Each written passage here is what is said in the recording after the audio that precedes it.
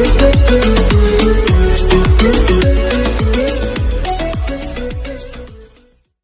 عليكم ورحمة الله وبركاته. أهلا ومرحبا بكم في قناتنا أنا وأبي. ولكن أنا عندي مشكلة كبيرة جدا جدا، مش عارف أعمل إيه يا جماعة. بسخر، تقول لي بسخر وخلاص. حنان تقول لي بقى روح نام في أوضة تانية، يا إما تسيب لي الشقة يا إما تسيب.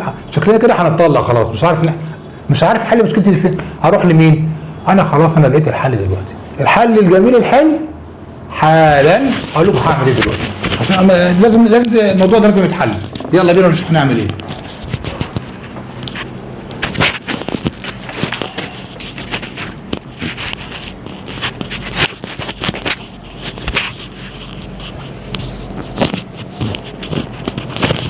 الحال يا دكتور، اعمل ايه يا دكتور؟ السلام عليكم ورحمة الله وبركاته. الشخير ده بينتج من كذا عامل، بس العامل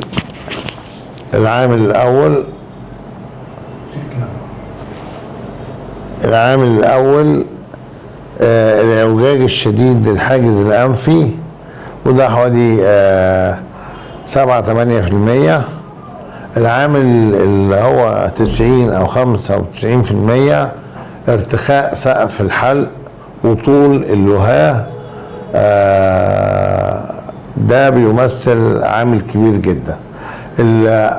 برضو الإنسان البدين 20% من الشخير، نتيجة ان هو بيحتاج الأكسجين أكتر من الإنسان العادي، فالمفروض انه يخس يبقى في الجسم الطبيعي.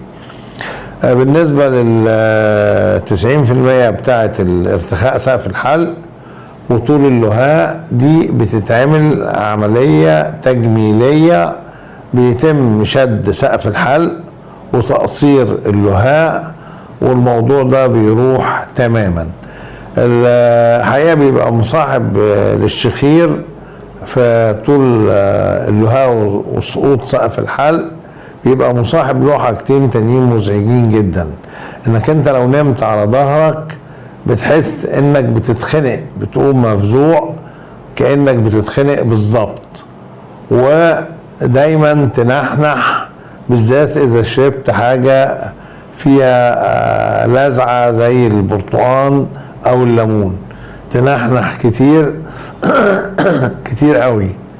الحاجتين دول بيبقوا برضو مزعجين، بالذات الخنقة اللي بتيجي لما الواحد ينام على ظهره. بعد إجراء العملية بإذن الله بيتم الشفاء تماما للمريض.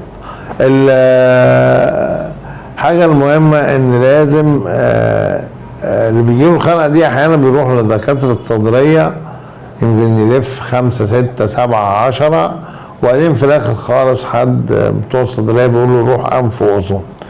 العمليه دي طبعا بيعملوها اطباء الانف والاذن والراس والرقبه. وهي عمليه بسيطه.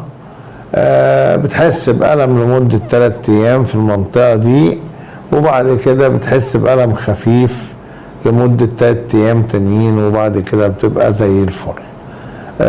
ما فيهاش مشكله خالص. بتتعمل تحت تأثير مخدر كلي، ما بتحسش بحاجة غير لما تفوق بشوية حرقان في سقف الحلق. وبتتعمل كتير، وبتتعمل كتير جدا الأيام دي بفضل الله. النتائج مبهرة. دايما احنا ما بنعرفش ايه اللي عندنا غير لما بنروح للدكتور. طبعا الخنقه دي ناس كتير قوي بتروح دكاتره الصدريه، بس لا، دي بتبقى انف واذن. كتير قوي ما بيتوجهوش لدكتور الانف والاذن، وبيروحوا على ان ايه دي بيحصل كتمه في النفس وكلام من ده.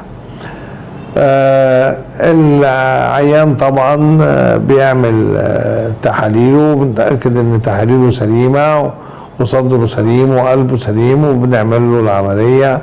بتاخد حوالي نص ساعه تقريبا، وفي الإفاءة بياخد له حوالي ساعه، وفي المستشفى بياخد له حوالي نص يوم. وبيطلع وبيراجع بعد 3 ايام وبعد 6 ايام، وبعد كده يبقى زي الفل ان شاء الله.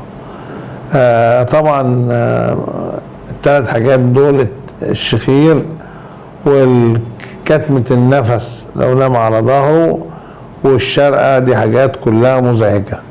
الشخير هو مزعج للاخرين، لكن كتمة النفس والنحنحة مزعجة للشخص نفسه، وتخليه خايف على نفسه وخايف على روحه. ده تبسيط خالص لموضوع الشخير. طب انت برضه في سؤال، هل بتختلف من الست للراجل؟ لا، هو بتختلف من الست للراجل في حاجة واحدة بس، في الاوبيزيتي، في التخن. لو راجل تخين او ست تخينة طبعا هيبقى الموضوع زايد عن ده حوالي 20%. طب في سؤال تاني برضه، انا يعني كنت اسمع ان في حاجه بتشتريها من الصيدليه بتتحط في البق او في المناخير عشان تمنع موضوع الشخير ده. في حاجات بتتحط في البق او المناخير، بس الحاجات دي بتبقى وقتية، لان المشكلة الكبيرة قوي ان الواحد بعد 10-20 سنة اللهاب بتفضل تطول تطول تطول تطول، والسقف بيفضل يرتخي، فبتصل الى حالة انك انت مش قادر، حالة يعني صحية ما تقدرش تعمل عملية، وفي نفس الوقت اللهاب بقت طويلة جدا، وهي لما بيحصل طول اللهاب وبيحصل التهاب في نفس الوقت بتنتفخ اللهاب، تبقى عاملة زي الكرة، تبقى سد الزور، ممكن تكون بتاخد اكسجين، وده حالات شفتها، ومع ذلك العيان مزرق، وفي الوقت نفسه عنده امراض ما تقدرش تعمل له عمليه، ودي بتبقى طبعا نوع من انواع المأساة.